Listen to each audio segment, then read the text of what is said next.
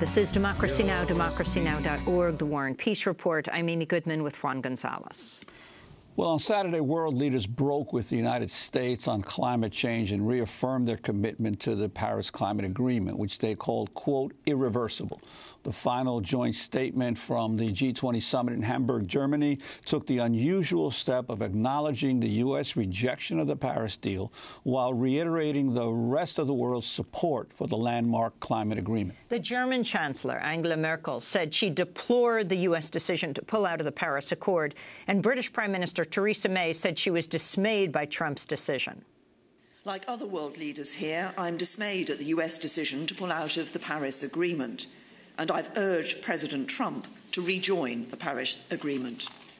The UK's own commitment to the Paris Agreement and tackling global climate change is as strong as ever. Early Saturday morning, Greenpeace activists outside the G20 summit called on world leaders to raise their level of ambition beyond the Paris Climate Accord.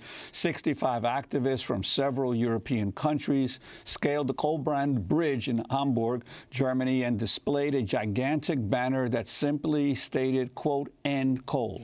Meanwhile, a group of environmental organizations have released a new report claiming G20 governments provide an average of $72 billion per year in public finance for fossil fuels, nearly 4 times as much as they provide for clean energy. The report is titled Talk is Cheap: How G20 Governments Are Financing Climate Disaster. For more, we go to Washington, D.C., where we're joined by the report's lead author, Alex Dukas, senior campaigner at Oil Change International. Alex, talk about what you found.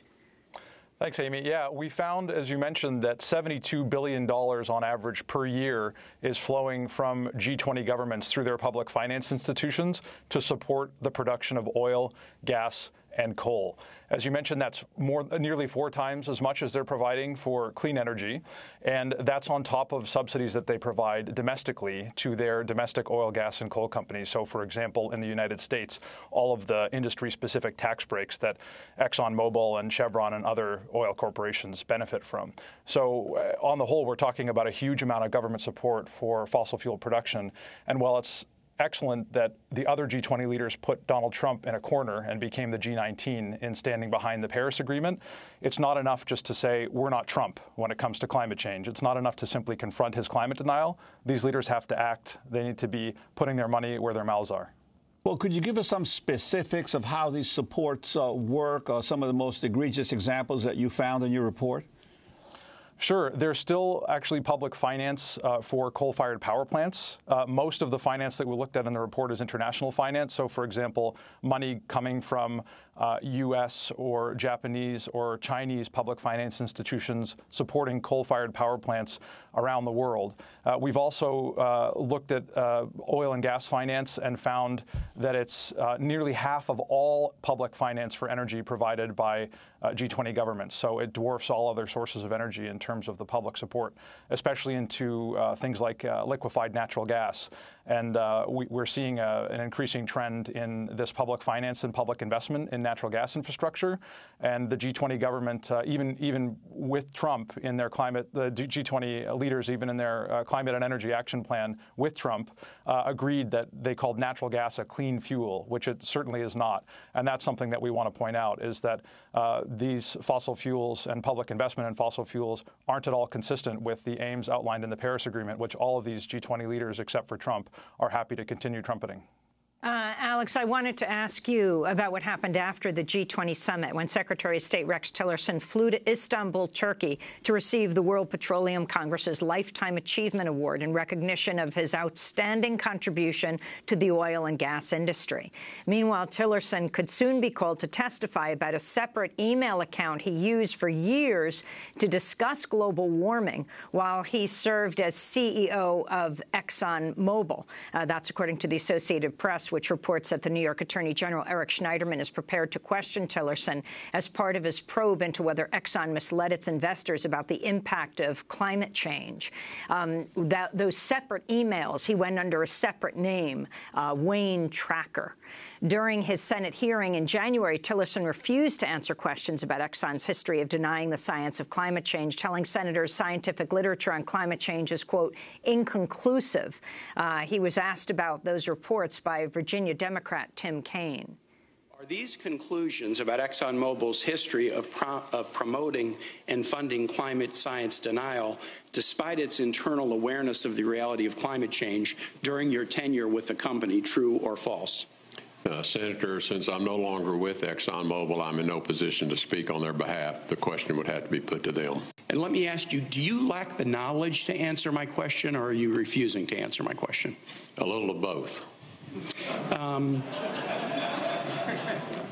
I have a hard time believing you lack the knowledge to answer my question.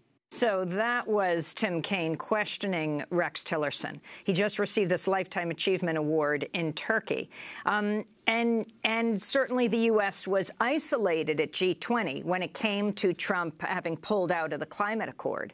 But you're making this bigger point, Alex Dukas, that are you saying are the other countries any better? And if so, what countries do you think are taking the right path when it comes to climate change?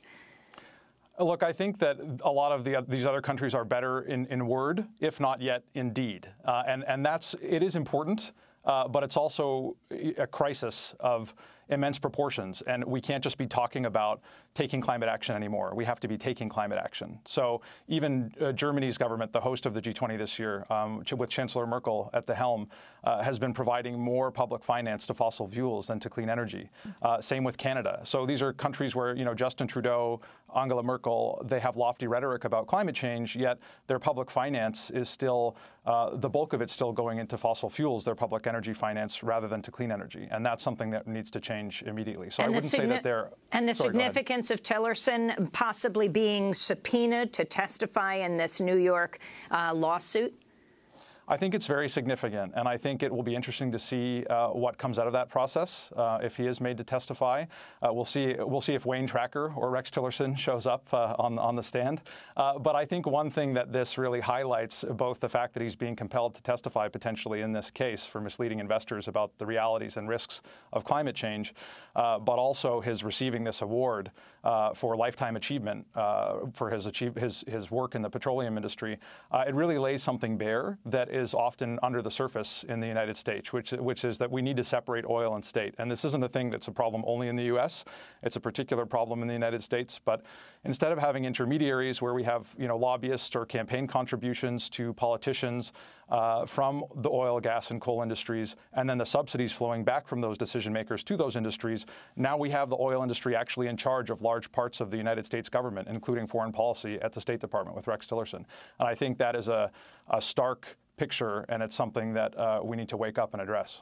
And well, there have also been reports recently of the industry having an impact here at the state level in getting state governments to penalize folks who switch to solar energy and an attempt to charge them, in effect, for being able to switch to solar energy. Well, that's a big problem, and it's something that we need to keep an eye on. There was some political backlash for politicians that tried to penalize homeowners for putting solar on their roofs in Nevada recently, and that's something that I think state legislators and politicians should be aware of, that if they're going to try and take away the ability of consumers to use cleaner energy, that there may be a penalty at the ballot box for that. Well, Alex Dukas, we want to thank you for being with us, senior campaigner at Oil Change International, lead writer and researcher for the new report, Talk is Cheap, How G20 Governments Are Financing Climate Disaster. And we'll link to it at democracynow.org. This is Democracy Now! When we come back, we look at the foreign policy experience of Jared Kushner, a point person on foreign policy for his father-in-law, President Donald Trump. Stay with us.